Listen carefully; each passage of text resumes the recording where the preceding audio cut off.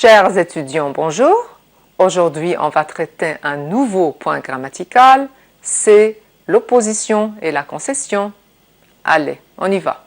Qu'est-ce qu'une proposition? Regardez. La proposition est une phrase ou un segment de phrase qui comprend un verbe conjugué. Voyons l'exemple. Mon chien dort sur le sofa. Où est le verbe? C'est dort. C'est un verbe conjugué. Donc, on a une proposition. Alors, un verbe conjugué égale une proposition. Dans cette phrase, puisqu'il n'y a qu'un verbe conjugué, il n'y a qu'une proposition.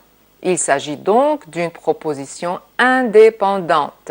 Donc, un verbe conjugué, une proposition indépendante. Les propositions indépendantes, mais juxtaposées. Regardons l'exemple. J'aime les rayons du soleil. Ils réchauffent ma peau. Combien de verbes conjugués on a ici? Deux verbes conjugués. Aime, réchauffe. Donc, combien de propositions? Oui, c'est deux propositions. Puisqu'on a deux verbes conjugués, on a deux propositions. Proposition indépendante 1 et proposition indépendante 2. Mais regardons entre ces deux propositions, qu'est-ce qu'on a? Ouais. On a un virgule. Regardons l'exemple suivant. J'aime les rayons du soleil, ils réchauffent ma peau. C'est le même exemple. Mais combien de verbes conjugués on a? On a deux verbes conjugués. Donc, lorsqu'on a un verbe conjugué, c'est-à-dire on a une proposition, et lorsqu'on a deux verbes conjugués, on a deux propositions. Et ces deux propositions sont séparées par un signe de ponctuation. Donc, on a deux propositions juxtaposées. C'est quoi la juxtaposition? C'est quand les propositions séparées par des signes de ponctuation. Voyons cette phrase. Vous savez, mon père a été le président de votre association pendant de nombreuses années. Combien de verbes on a? Savait et a été. Donc, on a deux verbes conjugués. Et donc, on a deux propositions qui sont séparées par une virgule, alors on a deux propositions juxtaposées. La phrase comprend deux propositions juxtaposées. Passons maintenant à d'autres sortes de propositions. Observez la phrase suivante. La lune tourne autour de la Terre et reflète la lumière du soleil. Combien y a-t-il de verbes conjugués? Oui, c'est deux, tourne et reflète. Donc, combien de propositions indépendantes? Oui, bien sûr que deux. La première proposition indépendante, et c'est la deuxième proposition indépendante. Quelle conjonction relie les deux propositions? Oui, c'est la conjonction « et ». Donc, on dit que les deux propositions sont des propositions indépendantes coordonnées. Et on appelle « et » une conjonction de coordination. Et bien sûr, les deux propositions, c'est proposition indépendante coordonnée.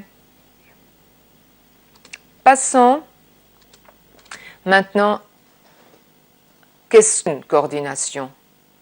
Les propositions sont reliées par une conjonction de coordination. C'est un mot invariable qui sert à joindre deux propositions, comme mais, ou, et, donc, or, ni, car.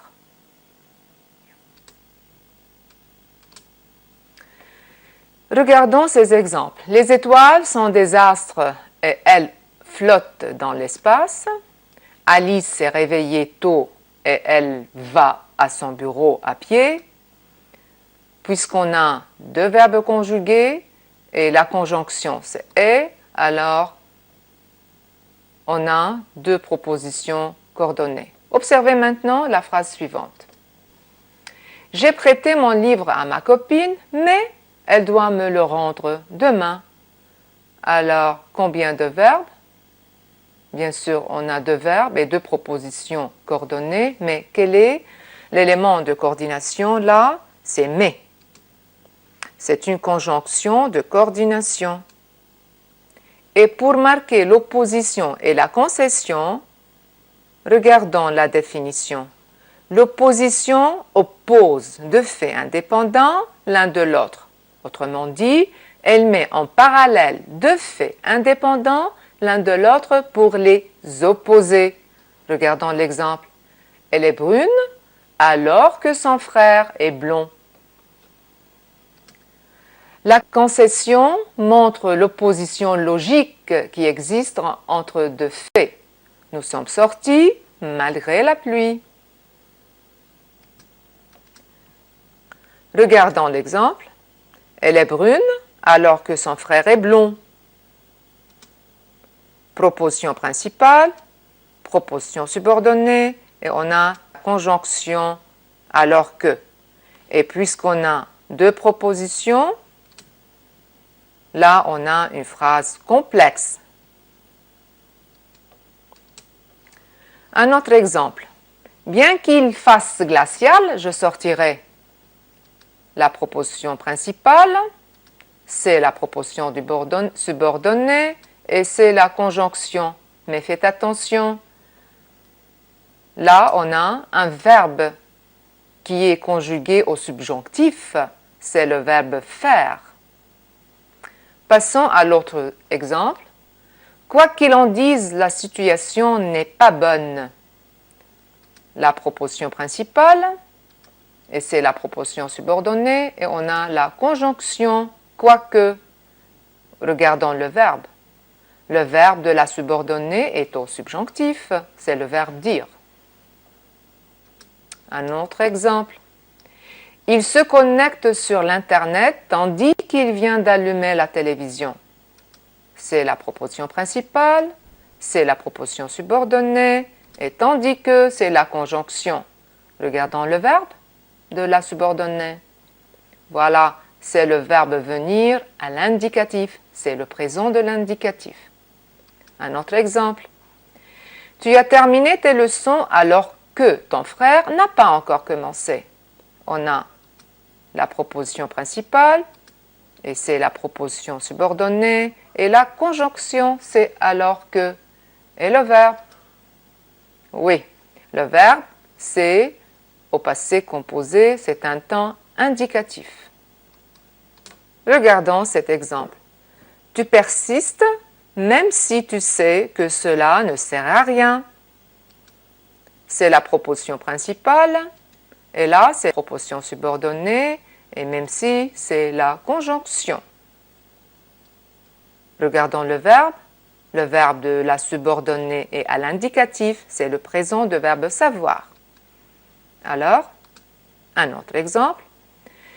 J'adorerais venir avec vous, sauf que je ne serai pas en ville ce jour-là. On a la proposition principale, la proposition subordonnée, et c'est la conjonction. Regardons le verbe. Oui, c'est l'indicatif, c'est le futur. Alors, quels que soient tes arguments, je ne partageais pas ton avis. Là, c'est la proposition principale. Ici, c'est la proposition subordonnée. Et la conjonction, c'est quel que. Le verbe? Oui, c'est le verbe être au subjonctif. C'est quoi le subjonctif alors? Le subjonctif est le mode de l'incertain. C'est le mode qui souligne les possibilités de réalisation d'une action, mais peut aussi les mettre en doute. Quand est-ce que j'utilise le subjonctif? Le subjonctif est utilisé après les verbes qui indiquent une obligation, une volonté, une possibilité, un doute, un sentiment, une appréciation ou un jugement. Voyons des exemples. Il suit un verbe exprimant un ordre, une crainte, un souhait ou divers sentiments. Voilà des exemples. Il faut que tu prennes l'autobus. J'ai peur qu'il ne puisse venir. Je souhaite qu'il soit en bonne santé. Il est dommage que vous n'alliez pas en vacances cet été. Voyons, ça c'est pour marquer. C'est pour marquer une obligation et on met le verbe prendre au subjonctif. Ça, j'ai peur pour marquer un sentiment, donc le verbe pouvoir c'est au subjonctif. Le souhait, c'est avec le verbe souhaiter et le verbe être au subjonctif. Et on a un autre sentiment, il est dommage pour marquer encore un sentiment. Et on a le verbe au subjonctif. Pour former le subjonctif, le point de départ, c'est le présent de l'indicatif. On conjugue le verbe à la troisième personne de pluriel. Il. Prenons un verbe. Ils prennent. On supprime le nt et on garde le radical. Puis, on ajoute les terminaisons du subjonctif.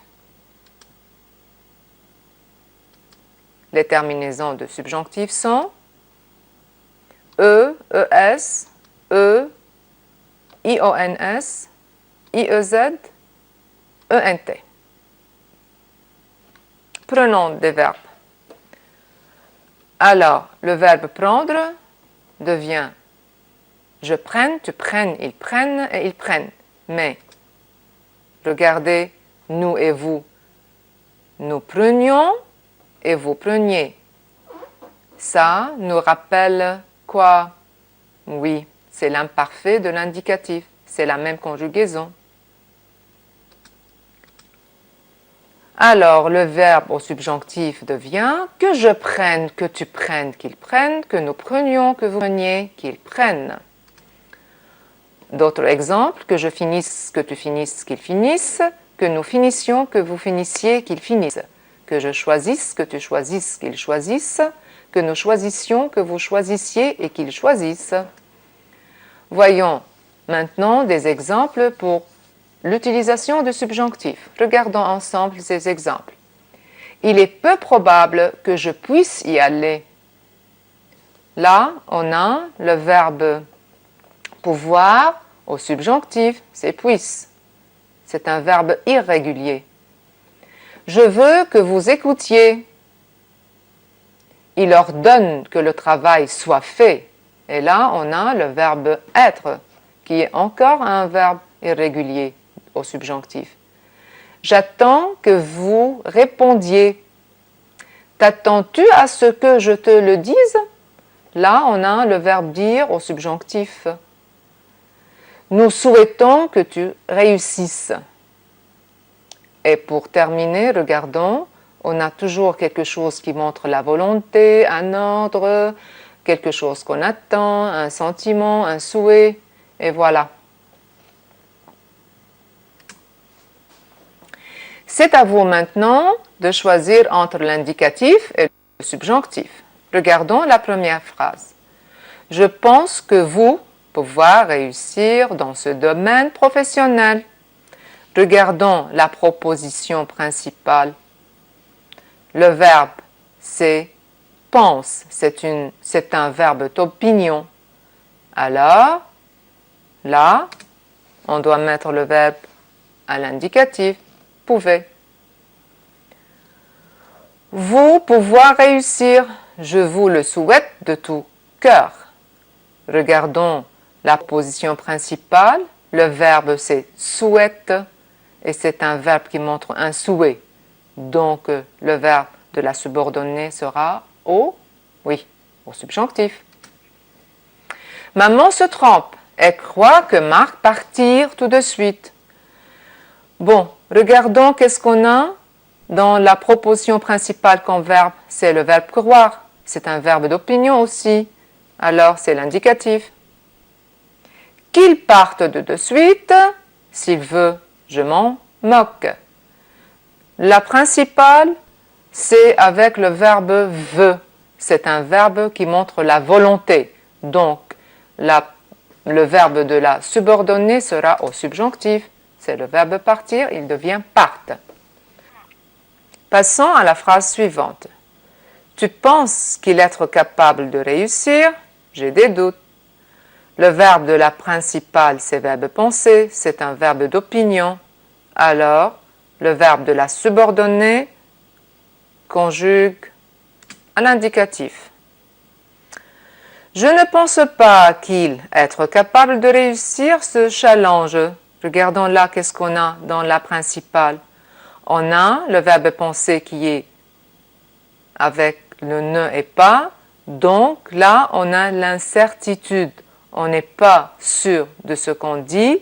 Alors, le verbe de la subordonnée sera au subjonctif. Sophie attend que nous terminions notre lettre pour aller à la poste. Le verbe de la principale, c'est le verbe attendre. Alors, elle attend quelque chose. Donc, le verbe, c'est au subjonctif. Passons à l'autre phrase. Sophie ira poster la lettre que nous terminons. Alors, elle ira poster la lettre et nous terminer, c'est un verbe réel, c'est un verbe faisable. Donc, c'est l'indicatif. J'espère que vous comprendrez ce que je suis en train de dire. Le verbe de la principale, c'est un verbe d'opinion. Alors, le verbe de la subordonnée devient à l'indicatif. Enfin, je souhaite que vous compreniez les raisons de mon agacement. Je souhaite, c'est un verbe qui montre un souhait. Donc, le verbe de la subordonnée sera au subjonctif. Compreniez avec vous. Voilà, nous sommes arrivés à la fin de nos cours. Maintenant, c'est à vous, mes chers étudiants, de travailler. Merci de m'avoir suivi et à bientôt.